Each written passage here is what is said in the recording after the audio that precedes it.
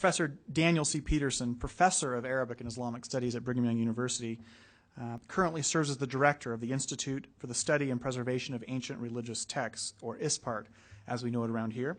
Professor Peterson has lectured throughout the United States and around the globe on medieval Islamic philosophy and Arab language and literature. He is editor-in-chief of the Middle Eastern Text Initiative. His numerous publications include Abraham Divided, an LDS Perspective on the Middle East, The Last Days, Teachings of the Modern Prophets, Offenders for a Word, How Anti-Mormons Play Word Games to Attack the Latter-day Saints, with Stephen D. Ricks in 1988.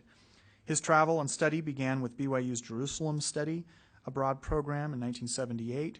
He also completed intensive studies in Arabic at the Center for Arabic Study Abroad in 1981 and 82, as well as studies in Arabic and graduate studies in Middle Eastern history at the American University, both in Cairo. Dr. Peterson received a BA in Greek from Brigham Young University and a PhD in Near Eastern Languages and Cultures with an emphasis in Arabic literature and a minor in Persian from the University of California, Los Angeles in 1990. This semester, we are veering towards the idea of culture, why culture matters, as a topic for study. Edward T. Hall, the eminent scholar of culture, referred to culture as the silent language. By that, perhaps he meant that culture is sometimes unseen and perhaps difficult for us to understand the impact that it can have. We are very pleased today to have an eminent scholar of our own here at Brigham Young University who will be talking about behind the headlines, the Islamic background of current events. Please join me in welcoming Dr. Daniel C. Peterson.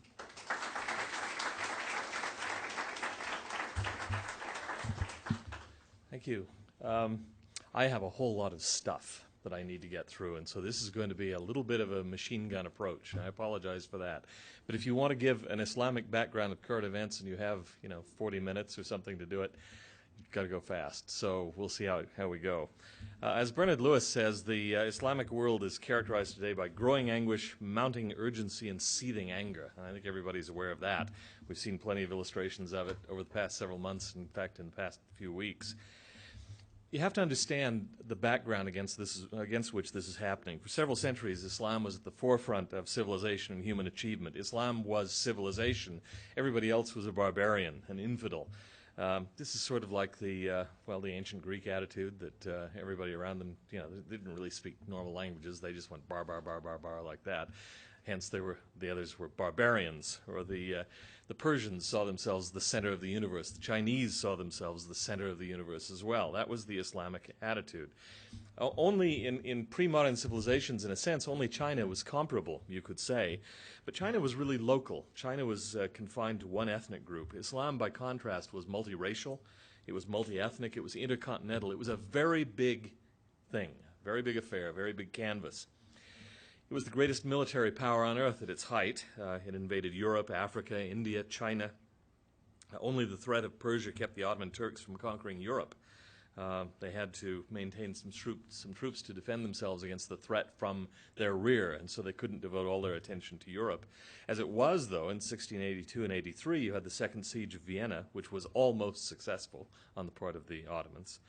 They had commerce and communications everywhere. They were inheriting knowledge and skills from the ancient Near East, from Greece, from Persia, from India, for example, the decimal system.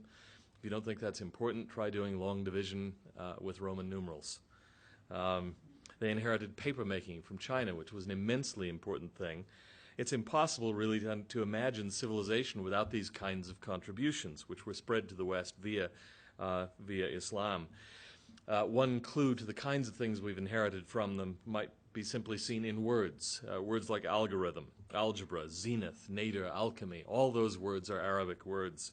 In philosophy, you have a perfectly immense contribution, influence of Islamic philosophers on thinking in the West, particularly the scholastics, Thomas Aquinas, for example.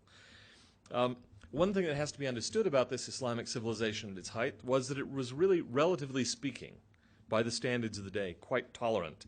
Tolerance of at least some form was commanded by Islam, and of course it was made possible by a very comfortable sense of superiority. It's easy to tolerate other people when you feel that your own superiority is obvious, both to yourself and to everyone else. People who just don't get it are sort of benighted and can be therefore tolerated. The Crusaders represent a brief interruption of a pretty steady Islamic triumph, but the Crusader states don't last. And one of the striking things about the historians of the Middle East from the Islamic perspective is how little an impression the Crusaders made in those days. They really weren't seen as a very important threat. Christians, in fact, were looked down upon. Christian civilization, to the extent it was recognized as civilization, was seen as derivative. Even European religion, after all, was borrowed from the Near East. Europe hadn't contributed anything original, and it was far behind technologically and scientifically.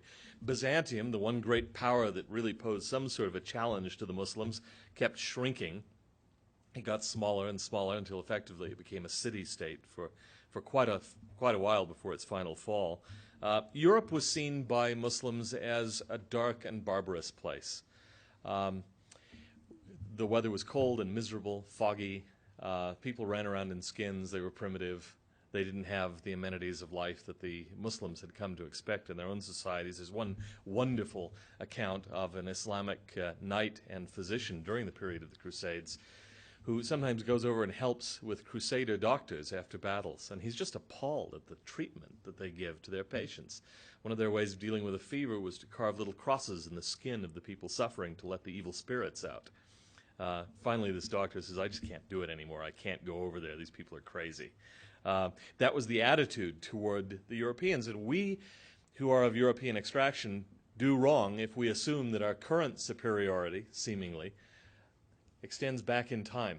It doesn't. There was a time when our ancestors were quite primitive, relatively speaking, and that was the way they were viewed. Europe was seen as a source of slaves and raw materials, pretty much the way colonial powers saw the Third World in the 19th century. Much of Europe depended for its civilization upon translations from Arabic. Even many originally Greek works were transmitted to the West through Arabic intermediaries. In 1453, signal event, the fall of Constantinople to the Turks. Constantinople becomes known thereafter as Istanbul. The Byzantine Empire had fallen. The Holy Roman Empire and Europe proper seemed like it was next in line to fall. So everything looked for a long, long time really, really promising for Islamic expansion, continued and expanding Islamic hegemony. But it didn't happen. That really in some ways represents the high point. You can see, looking back now, that stagnation had entered into the Islamic world under the Mongols and the Turks, if not before. So we're talking the middle of the 13th century, if not earlier, that some of the creative spark seems to go out of Islamic civilization. Original philosophy, original science, and so on is, to a certain extent, not being produced anymore, at least not at the rate that it was. And there are a lot of reasons for this, probably reasons we don't know, and I won't get into that. But the fact is that Islamic civilization seems to be running out of gas to a certain extent. The translation movement, whereby Greek and Persian and Indian documents were coming into Arabic, for example, had stopped. New materials were not entering Islamic life and culture. And the Muslims, to a certain extent, were reduced to, in many cases, writing not original works, but commentaries on original works. And eventually, commentaries on original works. And you can imagine how stultifying, how really constricting this becomes. Meanwhile, in Europe, at the very same time, you see a resurgence of learning and civilization. Particularly notable is the rise of study of Oriental languages, quote unquote, chairs of Arabic and Persian. The Muslims knew very little, if anything, and didn't seem to care at all during that period about what was going on in Europe. There is virtually no notice in the Islamic world of the Renaissance, of the Reformation, of the technological industrial revolutions. No one is paying attention. You had Orientalists in Europe increasingly, people studying Arabic, teaching Arabic and Persian and so on, but there were until very recently no Occidentalists in the Near East. Nobody was studying Europe. It wasn't seen as being all that important. There's a wonderful survey toward the end of the 14th century by Ibn Khaldun of what's going on in the world, and he lays out all the wonderful things that have happened in China and India, even the Byzantine Empire, and then he says, Europe. What's going on in Europe? Allahu A'lam. God knows. Who knows? Not important. There's nothing going on up there. Well, he was writing at a time when that was changing, and he didn't know. He wasn't paying attention. And And those who knew Western languages in the Middle East tended to be Christians and Jews because they had links outside of the Arab/Islamic world. They had relatives and so on. They traveled more widely. They had religious communities that they could go to and stay with outside of the Islamic world. So this has an impact. So you have islands of knowledge of the West, but it's not penetrating to, not percolating through to the Muslims. Muslims did travel extensively, for example, the Hajj, the pilgrimage, which would bring Muslims from China and Morocco to converge upon Mecca and Medina. But Muslims had no holy places in Europe. There was no place for them to go to make pilgrimage there. By contrast, Europeans saw their most holy places in the Middle East. So there was a relatively large number of Europeans who traveled to the Middle East and were familiar with the situation in the Middle East during this period. But there was no compensating movement of Muslims into Europe at the time. Muslim merchants for many centuries saw very little in Europe to attract them. And most of the Near Eastern merchants who actually went to the West were Jews or Greeks or Armenians. They had reasons to go there and communities to take care of them. European merchants, by contrast, saw the Middle East as a huge emporium, a huge place of business, lots and lots of things to buy there. Because it was a more sophisticated society, there were great things to purchase in the Middle East and to trade back in Europe.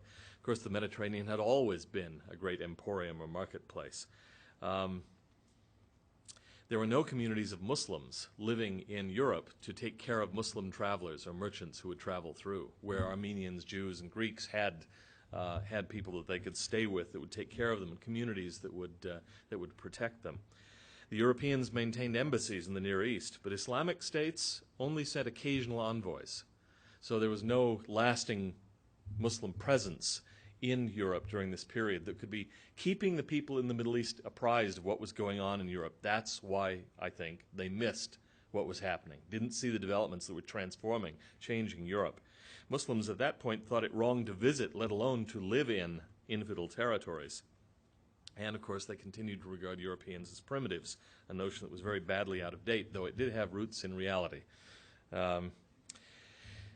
There was a certain degree of what you might call ossification or petrification in the Middle East in terms of academic life. Still today, the Middle East is not giving rise, on the whole, there are exceptions to this in some of the Iranian universities and Turkish universities, but by and large, the great innovations in scholarship and technology and so on are not happening in the Middle East today.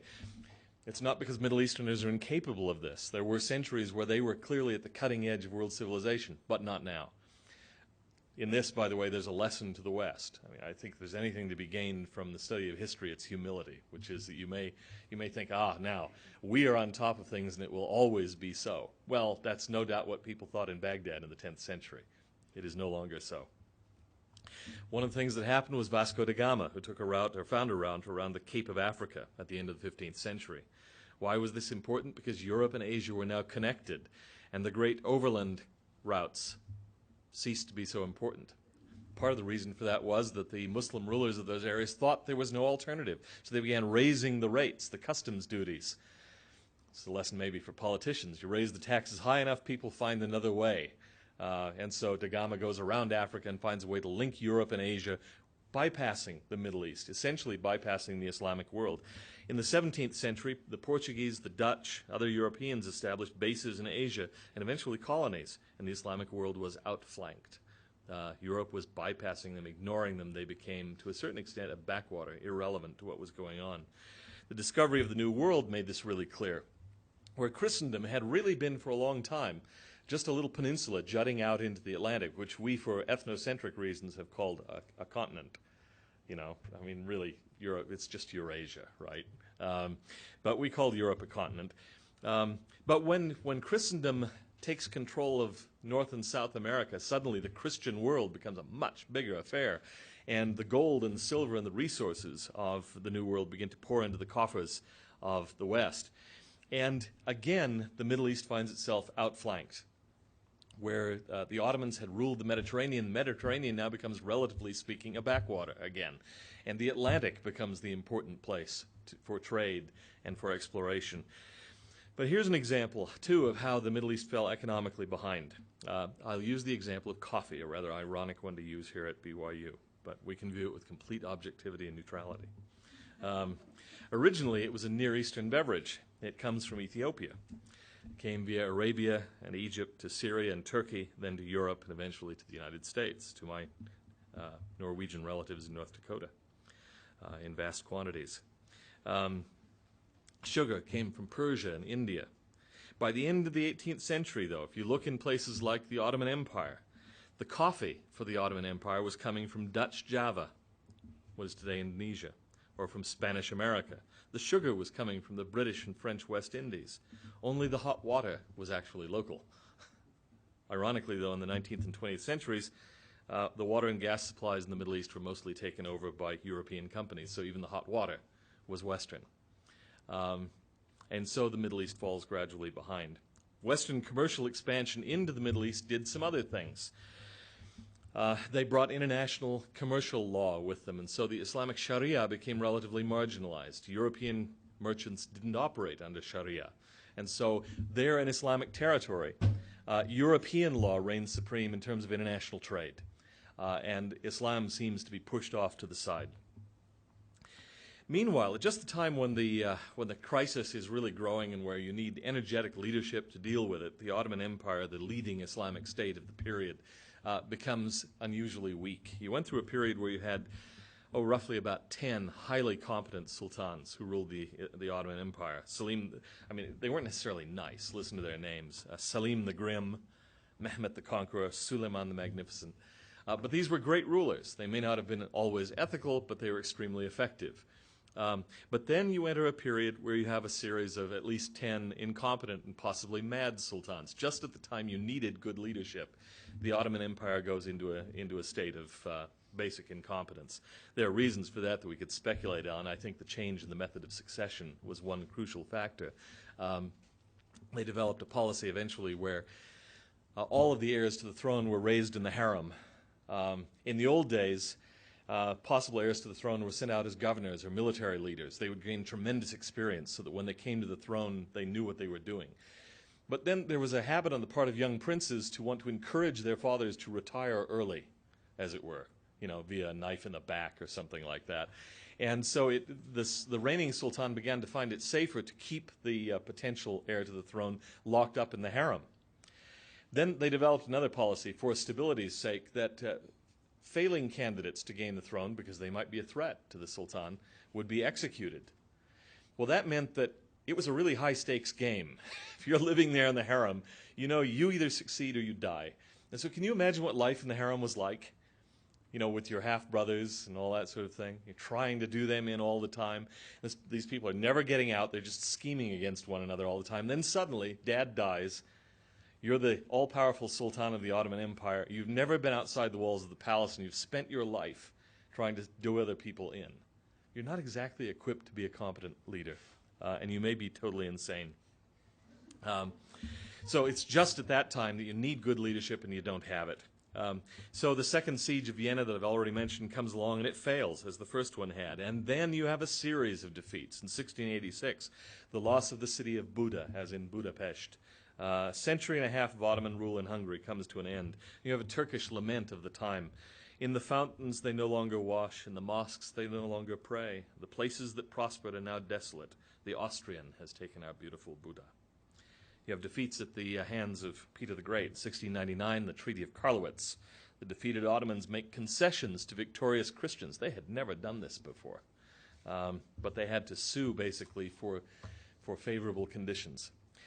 Now, in 1492, the Spanish had already conquered Spain after nearly 800 years of Muslim presence there in what was really, to a lot of Arabs, the greatest place they ever ruled, the most beautiful, most peaceful, wonderful place. But they lose it after about 8 centuries of occupation. No one thought it was all that important when it happened, but now in retrospect we can see that it was a harbinger of things to come. There's a wonderful story connected with this that I always like to tell because it's so human. As the last Moorish Arab leader is withdrawing from the Alhambra, looking over the beautiful palace he's having to abandon to the Christians. He turns, and in a place that's still called, it's a little pass in the hills, it's still called the last sigh of the Moor. He turns and he looks back on the palace, and a tear runs down his cheek. And his mother-in-law is sitting next to him on the next horse, and she says, it is fitting that you should weep like a woman for what you couldn't defend like a man. I think mothers-in-law. It's good to have her there. Well, so you begin to see there is a crisis in Islam. A lot of people noticed it, a lot of Muslim leaders did, and they decided what was required was military reform. And so they went to the Europeans, who seemed to be successful, and hired help, European help. Not merely weapons, though. They wanted organization, they wanted information on the conduct of warfare, how to train, and so on and so forth. Muslims wanted to buy what they needed. They still felt in that position. They had enough wealth, they could just go out and buy it, bring it in. Western experts began to arrive, and they brought with them military engineering and artillery, the mathematics that went with artillery training. This is all ironic because the Ottomans were the first ones to use artillery, really, on a large scale, but they had fallen behind. And so they went and bought European expertise. These European experts brought in other things, too. They brought in Western uniforms, for example, and so you see Ottoman troops beginning to dress like French or German, Prussian soldiers. They brought in Western military music. That's ironic. The brother of Gaetano Donizetti, the Italian composer, earned his living for most of his career as a composer for the Ottoman army. And so even in our time, relatively speaking in our time, the Ayatollah Khomeini objected to most forms of music, but he did accept military music. That was okay. And some will be interested to know that he based his arguments on passages from Plato's Republic for that you had to bring in the right kinds of music to stir the soul and build people up to do the kinds of things they needed to do in the military. These people brought in improved administrative techniques, these military advisors.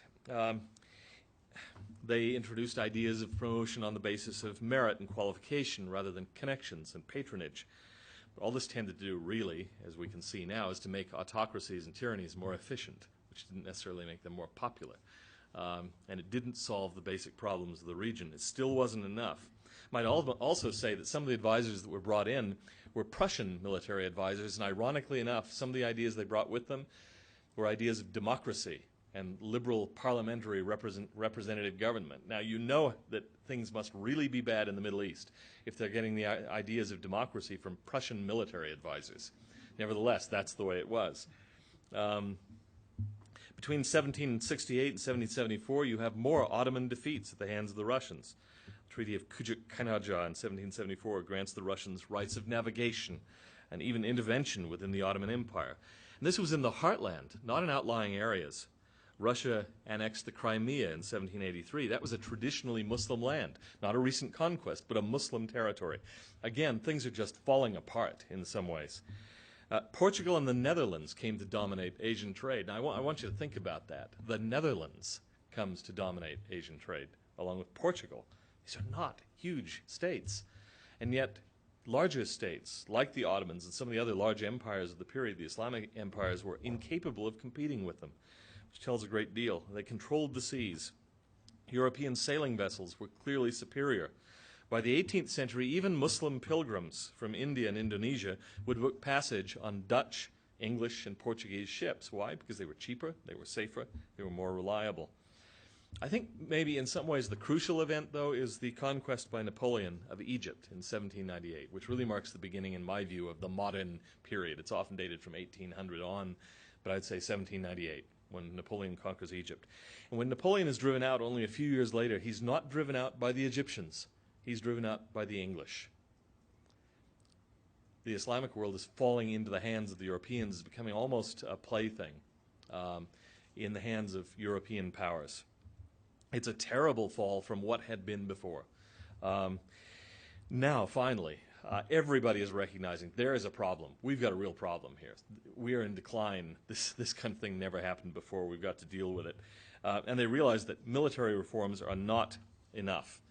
People begin to recognize there is a clear European superiority right now in terms of power. So Muslim leaders begin to send students to Europe. And they come back with ideas like those of the French Revolution. This was a little awkward. To bring back technology is one thing. To bring back ideas is another. Nevertheless, the French Revolution was seen as more or less all right because it was anti-Christian. It wasn't really a threat to Islam in some ways, though some did recognize that it wouldn't take much to push it beyond attacking Christianity to attacking Islam. You have groups like the Young Ottomans in the mid-1860s who were modeled on Mazzini's Young Italy movement.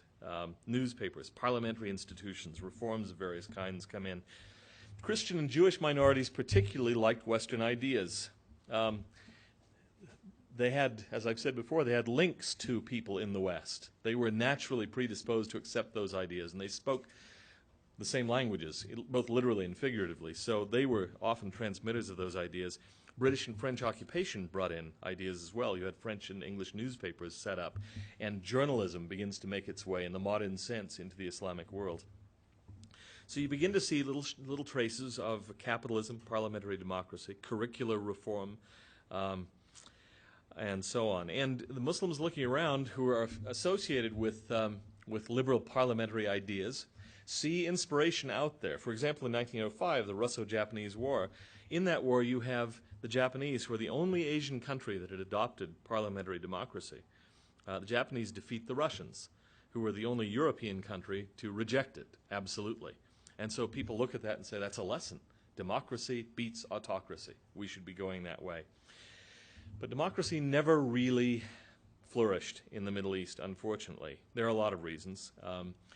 Some of the people who are committed to democracy said, if we can put democracy through and establish democratic or parliamentary institutions here, then the occupying forces will realize that we have come of age and they will leave. And the British gave some hints that they would. But they didn't. Why?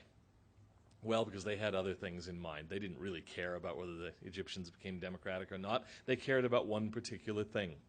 What was that? The Suez Canal, which was their route to India. They wanted to maintain that. And so they stayed past the time they were welcome. They were never really welcome, but they outlasted their welcome. And the parliamentary parties that had staked their prestige on the idea that if we establish a constitutional monarchy here and get a parliament going, the British will leave, they were discredited by this. The Ottoman sultans were never very taken with democracy. They experimented with parliaments, and then they would dissolve them whenever they actually tried to take any power. Even in places like Egypt and elsewhere, you had ritualistic elections without much real choice, much talk of freedom, little reality. And that just made the sense of backwardness and stagnation even more painfully apparent. So much so that the French said for a long time that the Arabs and Arabic were simply incapable of sustaining modern civilization, that Arabic as a language was not capable of expressing complex thoughts, which is really funny because, of course, the French were cavorting around in skins in the forest when the Arabs were doing algebra. But anyway, we'll leave that. The next stage in the development of the area really was socialism. People said, look, democracy doesn't quite do it, but socialism does. I mean, socialism is the ideology that fights colonialism. We need to bring socialism into our areas. I won't go into detail on that, but socialism also failed to a large extent. After all, we now know that socialism was failing even in its homeland, in the Soviet Union, for example. And it wasn't really an anti-colonialist ideology. In some ways, it was the last great colonialist ideology. The Russian Empire, the Soviet Union, was the last great empire. But socialism failed, and it brought economic ruin as well as centralizing power in the hands of tyrants in many places who controlled not only political life, but economic life and all sources of power in the society. An illustration of this is the fact that East Asian states began lower, much lower economically on the scale than the Islamic states did, and yet now many of them are serious competitors of the West. Even in science, scientific achievement in Japan and Korea and China is becoming a very powerful force, but that is not happening in the Middle East. Western investment doesn't come to the Middle East either because of the economic failures there. Middle Easterners prefer to invest outside. Another idea that came along then was nationalism. Pan-Arabism is the form that it took. The idea that all Arabs should unite together and rebuild the great society that they had once had. An illustration of this is probably the PLO, Palestine Liberation Organization, which brought together Christians and Muslims, irrespective of their particular ethnic but not ethnic, but religious background, as Arabs to rebuild Arab greatness, in their case, particularly Palestinian society and a Palestinian state. The Popular Front for the Liberation of Palestine included Christians. In fact, George Habash, the leader, was a Christian, You could argue that they're Christian in the same way that mafia dons are Christians, but nevertheless they were at least nominally Christians. But this too failed. And social and economic and political problems in the region continue. Here's one that makes it painfully obvious. If you take away fossil fuels, oil and its derivatives basically, the exports of the entire Arab world, if you put it all together into one country and called it Arabistan, the exports, the gross national product, the exports of that country, Arabistan, would be roughly on a par with those of Finland. Now that is really frightening because, of course, fossil fuels are a non-renewable resource. Finland has 5 million people, and yet its capacity for export is equivalent to that of the entire Arab world, taking oil out of it. You have a tremendous amount of poverty and illiteracy in the Arab and Islamic world, and so the question is why. People are trying to understand why that is. A lot of people say it's the legacy of colonialism. I would dispute that, but that's one of the proposals. One reason, of course, is simply that many of the countries, many of the states in the Middle East and the Islamic world are extremely ineffective, at least in everything but keeping power. And so now much of the Islamic world is bringing up the absolute rear in the world in terms of economic development, political development, and so on. They are hiring Koreans and other Asians to do their work. Well, maybe I'll give a Latter-day Saint comparison here to set up what I'm going to say in the next few minutes, which I'll try to be very quick about. If it suddenly came to a point, Latter-day Saints have been raised with the idea that the church will continue to grow and grow and grow and grow, and this is part of Latter-day Saint testimonies. If, however, there came a period where the church suddenly began to falter, even fall back, if we had to sell things off, sell off a temple here and there, or something like that, then there'd be a real searching of conscience. There'd be a crisis. And a lot of Latter-day Saints, some would say, well, it must not be true. Others would say, well, we need to tinker with this or that. We need to adjust, which is essentially what the Islamic world did. We need to bring in experts as consultants and help us figure out how to more effectively communicate our message. There would be others, though, who would say what we need to do is get back to the basics. We need to live our religion more faithfully. We need to pray harder, read the scriptures more, that sort of thing. That is the basic response of Islamic fundamentalism to the perceived crisis of the Islamic world. And I think put in those terms, it's an entirely reasonable response that certainly religious people elsewhere can understand. You say, look, we used to be successful, we are no longer. Why? Well, the reason is we're not living up to the standards of our forefathers. They lived their religion, we're not. We need to do better at it than what we're doing now. I think the crucial turning point maybe in some ways was the 67 war, the Six-Day War, the disaster it's called, humiliation. It's a terrible, terrible thing. All along, the voice of people had been out there saying, let's try Islam. Well, at this point, they begin to be heard. They're urging a return to simplicity like the Wahhabis in Arabia. You have books being written like one by Jalal Ahmad in Iran called Gharb Zadagi, which can be translated roughly as West toxification or occidentosis. I'm not sure which translation I prefer. The idea that the West is an illness, you need to throw it off. You need to become truly, authentically Islamic if you're going to prosper again. It's notable after the 67 war that the next major Arab-Israeli war was couched in Islamic terms. The 73 war is called in Arabic the Ramadan War. Expressly Islamic symbolism, as opposed to the secular nationalism under Nasser that had fueled the 1967 war. And it had some limited success, so it seemed to suggest that an Islamic approach might work. The Arab oil embargo also gave renewed confidence to the Arabs in particular, and they began to say that God had given oil to the Holy Land of Islam, Arabia, for this purpose. So again, it's being viewed in religious terms. That would not have been the case, I think, just a few years earlier. In 1977-78, you have the Iranian Islamic Revolution, where a bunch of ragtag mullahs, as they were seen by the West, couldn't possibly have any power against the Shah, who had jets and tanks. These ragtag mullahs, hardly noticed by the expert American consultants at the embassy, managed to overthrow the Shah and take power in one of the leading Islamic countries. And that was an explicitly Islamic revolution. So again, Islam seems to be succeeding. Roughly the same period, a little bit later, Afghanistan beats the Soviet Union and the USSR falls, collapses. This is a revolution led by Muslims, expressly Islamically. So fundamentalism, this idea of getting back to the fundamentals of the faith, seems to be successful.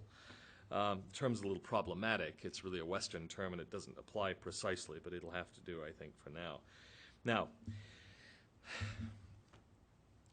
the fact is that in the Islamic world, church and state, if you will, to use one fairly inappropriate term, are not clearly separated. There has never been a separation. There wasn't in the mind of Muhammad. There has not been a separation in the minds of Islamic legal thinkers since the beginning. And so religious reform in Islam necessarily involves political reform as well. The two are very strongly linked. And so you have people in the mid-20th century calling for a return of the caliphate, which had been abolished in 1924 by Ataturk in Turkey.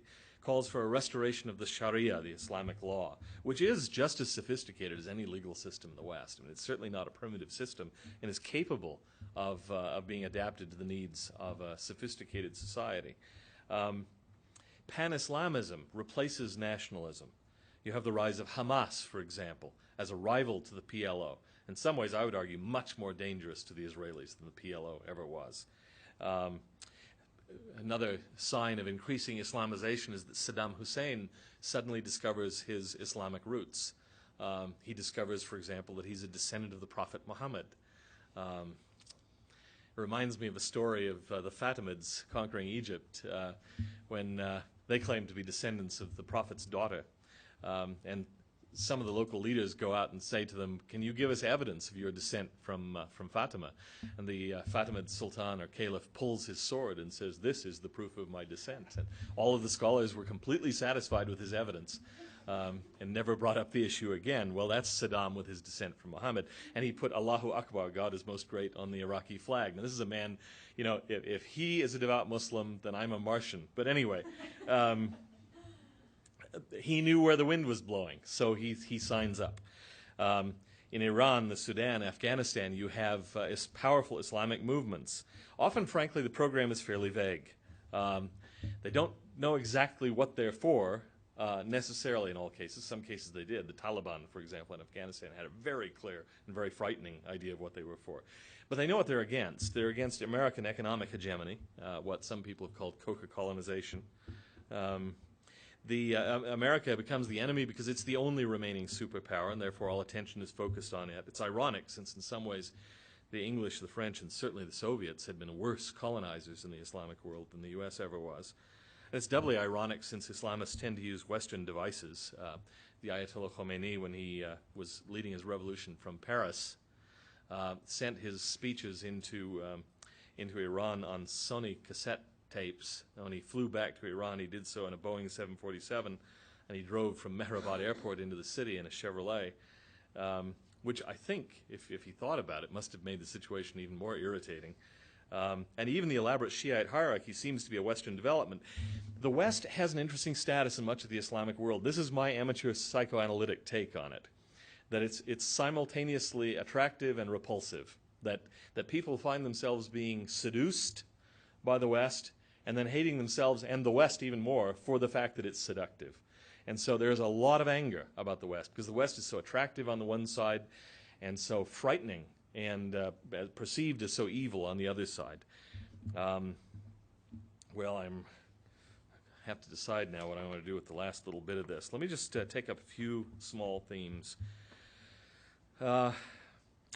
Why is the West, why is the United States perceived so negatively?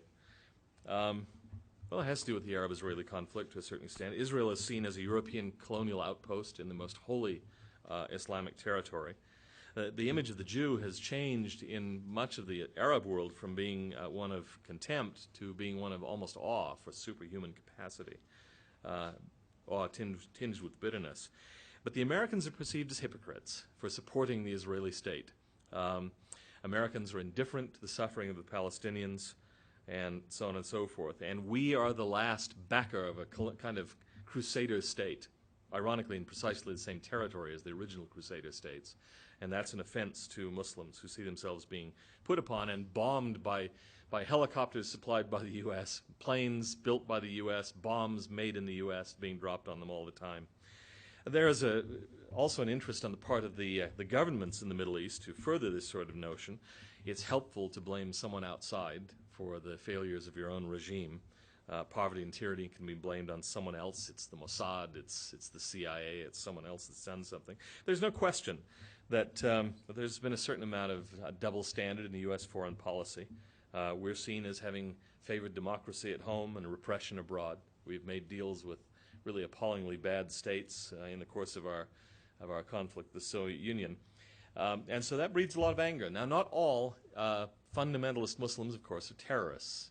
Fundamentalism is a particular religious attitude. Terrorism is a technique employed by a very small minority of those fundamentalists. Fundamentalism is fairly widespread in the Islamic world, and I think we would agree, Latter-day Saints particularly probably would agree with many of their criticisms of the West. A lot of what they have to say about Western culture is not altogether wrong. And you'll hear similar things at General Conference about the collapse of family, greed, materialism, all those sorts of things. Well, I think I'm going to drop it right there, as a matter of fact. I think what I'd like to do is I've allowed you a generous 3 minutes for questions. So I think I'll just drop it there and ask, is there anybody who'd like to talk about anything that I haven't talked about? Or raise an objection, or fight, or anyone out there? Yeah, now we need a microphone, I guess. Here it is. Okay, you kind of addressed this already, but I was just wondering, there's a lot of fundamentalist groups out there that are searching for going back to the roots and things, but is there still Islamic groups searching for something new, some way to reinvent Islam, to increase the philosophy, increase the science, and go back to the greatness that they used to be in that way? Right now, one of the disappointments I have with people who are trying to get back to the glory days of Islam is that I think most of them are taking the wrong path. I mean, the really greatest period in Islam was not a period when it was closed to the outside world and hostile to everybody around it. It was a period where Muslims were working side by side with Christians and Jews and taking ideas from Byzantium and from Persia and from ancient India and building on them. It was a period of great openness and growth. And I don't see, I mean, I know there are people out there who realize this in the Islamic world, but right now their voices are relatively overshadowed by a much more narrow brand of Islam.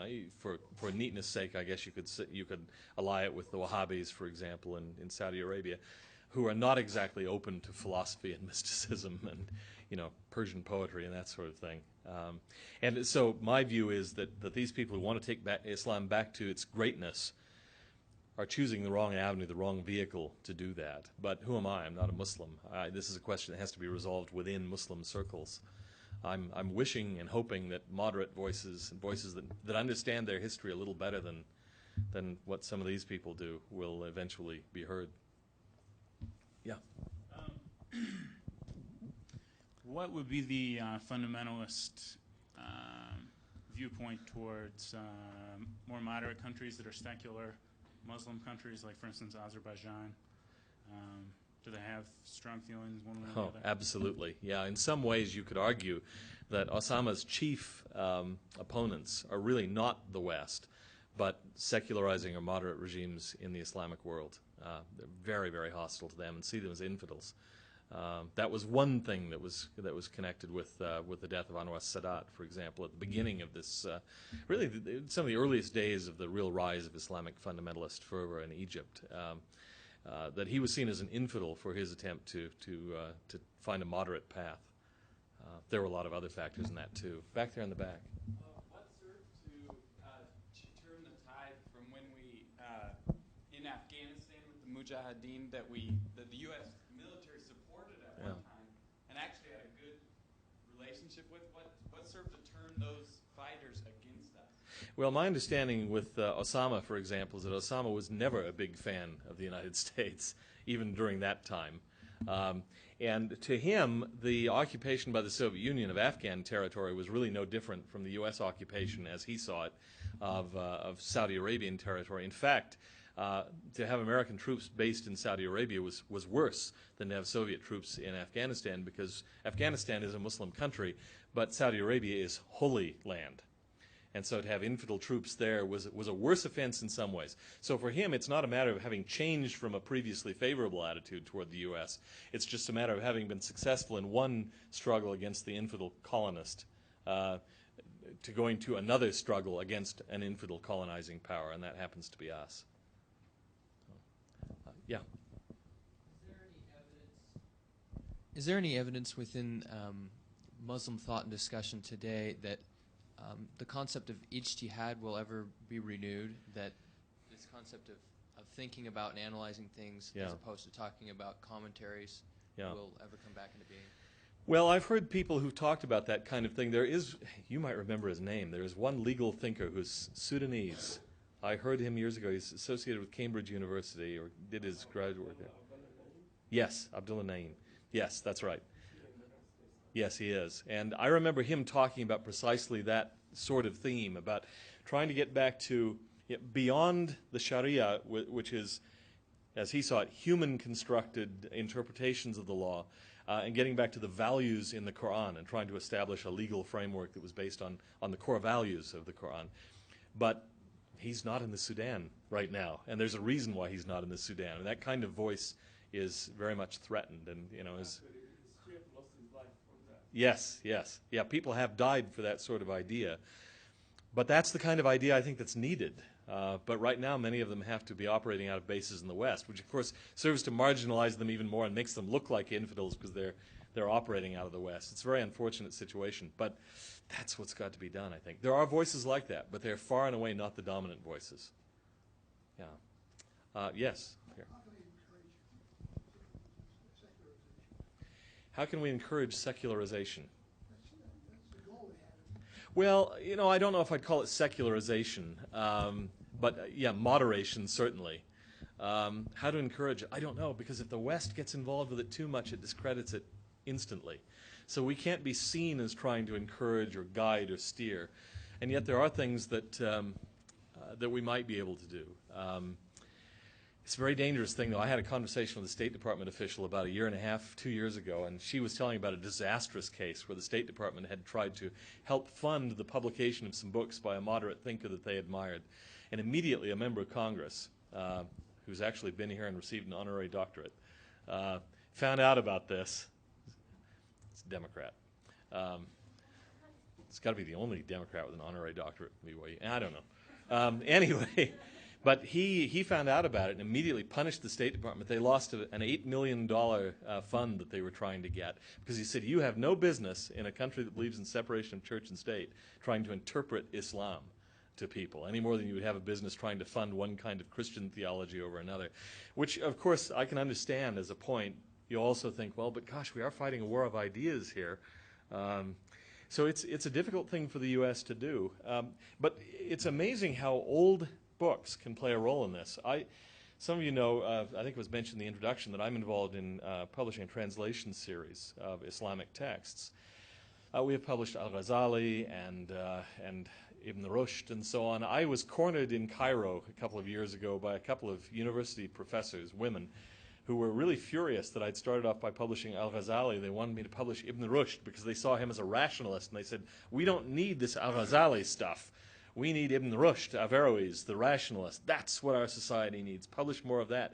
So these texts are all, they're 800 years old, but they're still part of a battle about what Islam ought to be, what Islam is, and how you ought to view things. And so in some ways, I would say, well, the encouragement of the publishing of books, classic books that take a different, a non-Wahhabi view of things, to show that there are resources in the Islamic tradition.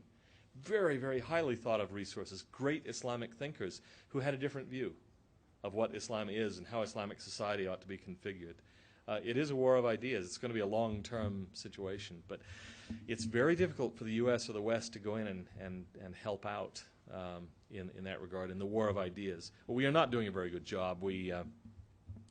My understanding, and some of you would know a lot more about this than I do, but my understanding is we've cut way back on our broadcast budget, for example, the old Radio Free Europe, Voice of America, that sort of thing.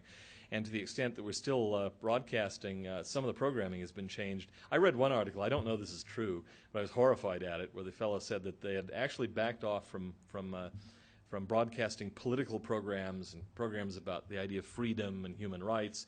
They are now broadcasting American pop culture, and specifically Britney Spears. And I thought, boy, now that's a brilliant contribution to combating Islamic fundamentalism. That'll just convince them that everything they've ever said about the West is precisely right.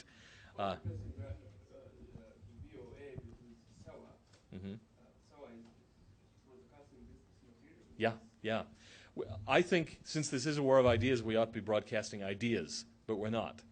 And there's a great deal that could be done with that, but nothing's happening. We've essentially, and this has been going back for years, this isn't a Republican-Democrat issue. I just think we don't have the vision of what could be done, what needs to be done in that part of the world from the U.S. viewpoint. We aren't telling our story. And so other people are telling it for us. And a lot of what they're saying is, in my view, grotesquely inaccurate. But there's nobody else out there broadcasting. We've relinquished the field to them. And there's much good to be said about the West and about the situation of Islam in the West. I would argue that in many cases, Muslims are freer to worship in the United States than they are in most Islamic countries. They can choose their own leaders. Those leaders are not imposed upon them. They're not regulated in the same way. I'd like to be telling that story, but we're not telling it. So, well, I don't know. I think that's it. Thank you very much.